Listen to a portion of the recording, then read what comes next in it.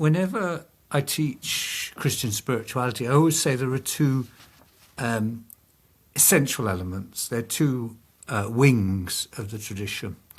One is the desert and monastic tradition, of which, of course, the world community of Christian meditation comes from, and its background in John Main and Dom Lawrence comes from that monastic tradition. That's one of the essential elements.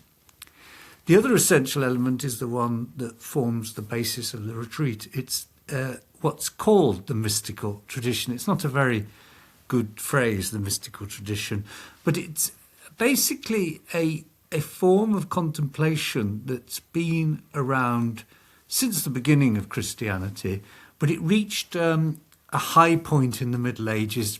You could say basically it started to really get going around 500, and it really sort of ended around 1700. Professor Bernard McGinn, who's done some work for the WCCM, talks about the crisis of mysticism that happened in the 18th century. I talked about studies in the mystical tradition and looking at the texts and so forth. About 20 years ago now, I had the great privilege to be invited to India, and there I met what are called the Thomas Christians. So when, after the resurrection, Peter and Paul went west to Rome, but Thomas went east to India, and he founded the church in India, which continues to this day.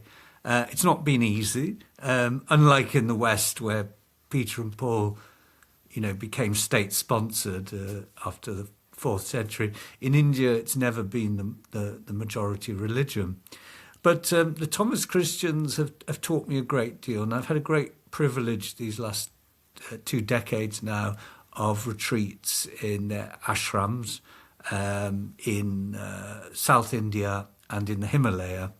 And it's really from them I've got a lot of this notion of integration, because for them the spiritual search is, as you say, it's not a head thing. It's something that encompasses the whole body, heart, mind and soul. And so I think on retreat, it is important that it's not just about developing head practices, but engaging the whole body on all levels.